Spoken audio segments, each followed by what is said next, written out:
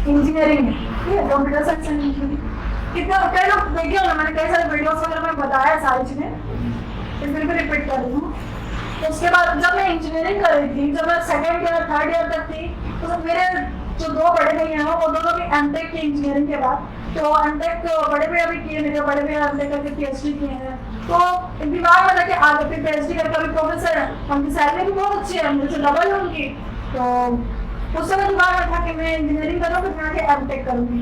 तो जब कॉलेज में सर आते ना, किसको एमटेक करना है, क्लास में सबसे पहले मेरा हाथ उठता था कि मुझे एमटेक करना है, मुझे आगे पढ़ना है, मैं पीएचडी करूँगी, प्रोफेसर बनूंगी, स्टार्ट करूँगी।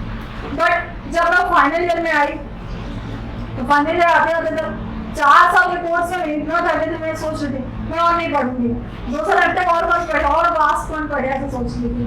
फिर जब कॉलेज कंप्लीट हुआ उसके बाद घर में थी, फिर 2 महीने में एक उस समय चला था, कई लोग सीएसपीटी वाले होंगे, अगर 2014 पास आउट होंगे, मैं 2014 पास आउट हूँ, तो सीएसपीटी में जो एग्रीगेट जितना अच्छा लगा उन लोगों का इंफोसिस में इंटर्नशिप के लिए सिलेक्शन हुआ था। मैं अपने कॉलेज में टॉपर थी अपने ब्रांच में, तो मेरा तो हो गया था उसमें सिलेक्शन, क्योंकि मैं केआईटी कॉलेज से थी और हमारा एवरेज कम है एज कम्पेयर टू दूसरे कॉलेज का, बट फिर भी एवरी जो ओवरऑल में हम लोग का हो गया था हमारे कॉलेज से 4-5 कहाँ गई मैं। अब 3 महीने मैंने पूरा वहाँ सॉफ्टवेयर डेवलपिंग सीखा, प्रोग्रामिंग सीखा, जावा पे वर्क करना सीखा, .NET जावा ये सब। रात के 12 बजे तक हम लोग प्रोग्रामिंग करते थे, इतना मतलब इतना अच्छा आ गया था। जो ऐप हम लोग गेम खेलते हैं ना, बहुत पहले नोकिया का मोबाइल आता था जिसमें एक स्नेक था, तो सब गेम सीखना, बॉल कैसे ऊपर नीचे जाती है वो सब करना, हम लोग सीखे तो कितनी खुशी होती थी। अब मैं मुझे सॉफ्टवेयर इंजीनियर बनने के लिए दिमाग में पूरा चल गया था। फिर जब मैं 3.5 महीने के बाद फिर वापस आई, तो फिर अब वहाँ पे एक्चुअली वो कुछ प्रोसेस थे, वहाँ जो हम लोग पढ़ा उसका भी वहाँ पे टेस्ट हुआ और बाद में एप्टीट्यूड का भी टेस्ट हुआ, और एप्टीट्यूड में हिंदी, इंग्लिश और मैथ्स ये सब था। और चूँकि मैं हिंदी बैकग्राउंड से थी और एप्टीट्यूड की मैंने तैयारी करना किया नहीं था, मेरे से एकदम सिंपल जो टाइम एंड डिस्टेंस की क्वेश्चन थी ना, वहाँ के एप्टीट्यूड में वो क्वेश्चन नहीं बने। जब पहला राउंड हुआ जिसमें हम लोग को टेक्नोलॉजी जो सॉफ्टवेयर फील्ड का पढ़े थे उसका आया थे, तो उससे मेरा सिलेक्शन हो गया था, बट एप्टीट्यूड में मैं वहाँ पे सक्सेस नहीं हुई, तो मैं वहाँ से वापस आ गई। फिर जितने लोग हम लोग थे उसमें से कई लोग गए फिर हैदराबाद, इधर बैंगलोर जाके और इंटरव्यू वगैरह दिया, वहाँ जॉब की।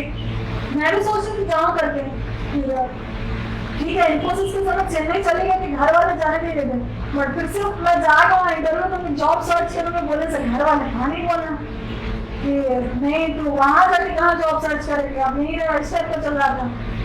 फिर उसके बाद मैंने जिस कॉलेज में पढ़ाई थी मतलब पढ़ी थी उसी कॉलेज में मैंने जॉब के लिए अप्लाई कर दिया और वहाँ पे मैंने पढ़ाना स्टार्ट कर दिया। मैं करीबन 1 साल में एज अ टीचर एक प्राइवेट स्कूल में जॉब कर रही थी। कई लोग यहाँ पर मैंने देखा है किसी होटल में मतलब या फिर किसी रेस्टोरेंट में काम करते हैं, कोई उसमें वो नहीं है, सैलरी जितनी मिले एटलीस्ट हम अपने पैर में खड़े रहते हैं। अब मुझे याद है वहाँ मुझे स्कूल में पढ़ाने का सिर्फ 3,000 मिलता था, उसमें कट जाता था मेरा 300 रुपये, फिर लगभग 3,000 के आसपास मुझे मिलता था। तो जब पहले महीने की सैलरी मिली तो मैं घर में आके मम्मी को दी, तो 3,000 में मुझे इतना प्राउड फील होता है कि बहुत ज़्यादा कमा लिया है भाई, 1 महीने मैंने मेहनत किया था उसका पैसा था। और साथ ही मैं एक कंप्यूटर सेंटर पर ही पढ़ाती थी, वहाँ पे मुझे साथ मिलता था, तो 10,000 मुझे सैलरी मिल जाता था वहाँ पे। फिर भी इतनी खुशी होती थी क्योंकि घर में रहती थी, ना रूम का किराया देना ना खाने का खर्चा देना, 10,000 पूरा हाथ में आ रहा था, कितनी खुशी होगी मैंने 10,000 बचा ले करके। तो ऐसा लगता कि वही मतलब उसी को मैं रेगुलर करूँ, और पढ़ाने में मुझे बहुत इंटरेस्ट है, इसलिए कुछ ना कुछ मैं तरीका ढूंढ लेती हूँ पढ़ाने का, इसलिए मैंने वीडियोस बनाया और इसलिए आज आप लोगों को भी पढ़ा रही हूँ। फिर जब वहाँ मई जून में छुट्टी हो जाती है तो उस समय क्या करूँ, घर में था, पापा बोले बेटा क्या प्राइवेट स्कूल में पढ़ा रही है, और फिर लोग भी बोलते थे कि अरे इंजीनियरिंग किया घर में बैठी है। पापा का कहना था कि तू और अच्छा कर, क्योंकि मैं कॉलेज में मेरा रिजल्ट अच्छा होता था तो बोले कि कुछ और ट्राई कर। तो फिर मैं बैंकिंग करने के लिए रायपुर आई, भैया बोले बैंकिंग कर ले, बैंकिंग का अच्छा है तू। और मेरे कॉलेज फ्रेंड्स वो लोग PSC कर बिलासपुर में ही आते, कुछ हो ना PSC ऐसा कुछ नाम फुल फॉर्म भी नहीं करता था उस समय। फिर मैं बैंकिंग का तैयारी करने के लिए रायपुर चले गए। और जब मैं बैंकिंग का तैयारी की, जैसे आप भी देखते हो यहाँ पे बिलासपुर में अगर आप पीएससी कोचिंग करने जाओ, भर भर के स्टूडेंट रहते हैं सब में, तो ऐसा लगता है कि अरे यार यही दुनिया है, सब लोग पीएससी लेने में। जब मैं बैंकिंग करने गई तो इतने बच्चे वहाँ आते थे महिंद्रा से पढ़ने के लिए, तो लगता था कि इसी में सब कैरियर बन जाएगा करके। और एक क्लर्क की नौकरी के लिए भी किसी भी बैंक में क्लरिकल पोस्ट हम लोग को मिल जाए करके भी लोग रात दिन वहाँ मेहनत करते थे। मैंने देखा, मैं ज़्यादा मैं वहाँ पे कोचिंग नहीं की थी, 3 महीने ही हुआ था वहाँ पे। अगस्त में एग्जाम हुआ था CGPSC के थ्रू RI का, उस समय अभी तो RI का और हुआ होगा एग्जाम, उसके बाद हुआ है। तो फर्स्ट एग्जाम हुआ था, कई साल बाद RI का एग्जाम हुआ था, मैंने वो एग्जाम दिया और 2 महीने में रिजल्ट आए और मेरा व्यापम तो फर्स्ट डे में ही हो सिलेक्शन हो गया मेरा। तो फिर मैं RI ज्वाइन कर ली, यही बिलासपुर में ही मैंने ट्रेनिंग किया RI का। सरकंडा से होंगे यहाँ कई लोग, पटवारी प्रशिक्षण केंद्र, उसके बगल में राजस्व निरीक्षक प्रशिक्षण केंद्र, अब वो पीछे उसका नया बिल्डिंग बन चुका है ना। तो वहाँ हम लोगों ने ट्रेनिंग किया और उस समय जब हमें ट्रेनिंग कर रहे थे तो कुछ लोग पीएससी का एग्जाम दे रहे थे और उस समय मैंने पीएससी की तैयारी नहीं किया था, तो लोग बोले तुम पीएससी का कर करके।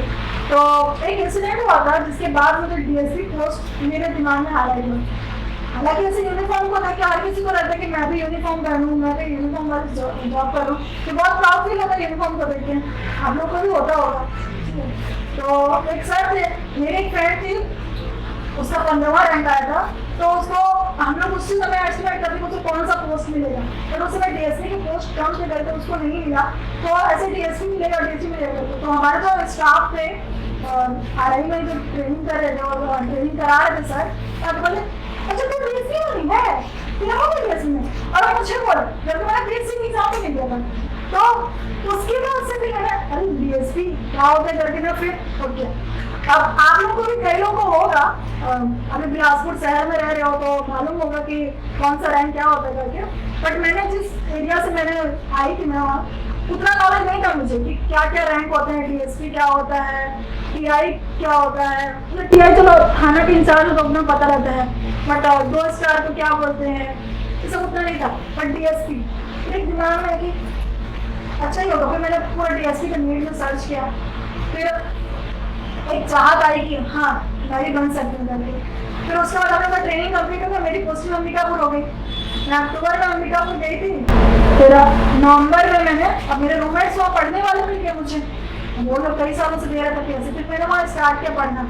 अगर देखा जाए तो मैंने कायदे से ना दिसंबर से मैंने एक रूटीन में पढ़ना स्टार्ट किया था, क्योंकि शुरू के 1-1.5 महीने तो नए नए जॉब है, नई जगह जाए तो वही समझने में ही टाइम लग जाता है। फिर दिसंबर, जनवरी, फरवरी में तो 19 फरवरी को एग्जाम हुआ था, 2.5 महीने मैंने प्रीलिम्स के लिए पढ़ा था।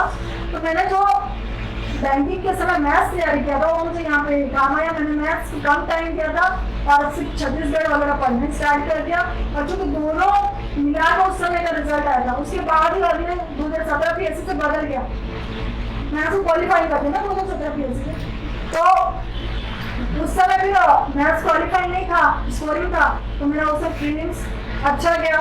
मैंने तुरंत फिर बेटा सर को कॉल किया कि सर मेरा प्रीलिम्स निकल जाएगा लगा, और यहाँ पर तो एग्जाम होता है मेरे ख्याल से होता है एग्जाम, मेरे कोचिंग के लिए एंट्रेंस एग्जाम लेते हैं।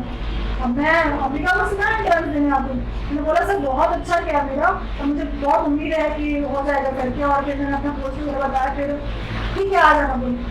फिर मैं आई ज्वाइन किया और सिर्फ 1 मार्च से मैंने कोचिंग ज्वाइन किया था, मार्च, अप्रैल और 25 मई से हम लोग का मेंस होने वाला था, तो 10 से 12 मई तक मैं कोचिंग गई थी और 20 मई के आसपास तक मैं डिवोर्स करनी थी।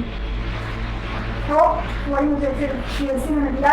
फिर जब मेंस दे दी, फिर लास्ट पेपर में मैंने बताया मैथ्स बिगड़ गया तो मेरा कॉन्फिडेंस इतना डाउन हो गया था। फिर ठीक है अगले मेंस की मैंने तैयारी, मतलब अगले PSC का मैंने तैयारी स्टार्ट नहीं किया था। अब देखूँगी अब इंटरव्यू का रिजल्ट आया, फिर उसके बाद मतलब मेंस का रिजल्ट आया, फिर देखेंगे। फिर हम लोग का दिसंबर में रिजल्ट आ गया, अक्टूबर में आया और दिसंबर में इंटरव्यू होना था। तो दिसंबर में इंटरव्यू हुआ। इंटरव्यू में भी मैं यहीं आके बिलासपुर में ही तैयारी की 15-20 दिन ऐसे। इंटरव्यू मैंने एक चीज़ किया था, फ्रेंड सर्कल में हम लोग थे, बैठ जाते थे और मॉक इंटरव्यू खुद से फ्रेंड्स लोगों के साथ किया था मैंने। जैसे कई कोचिंग में जा जाके मॉक इंटरव्यू का प्रैक्टिस बार करते हैं, आप लोग कर सकते हो, वो झिझक दूर होता है। तो मैंने फ्रेंड्स के साथ ज़्यादा प्रैक्टिस किया था, उसका सिलेक्शन हो गया, रिजल्ट सामने है ना। और DSP का काम कर रहे हैं। अभी मेरी एकेडमी में हम लोग की ट्रेनिंग हुई, 1 साल फील्ड ट्रेनिंग हुआ।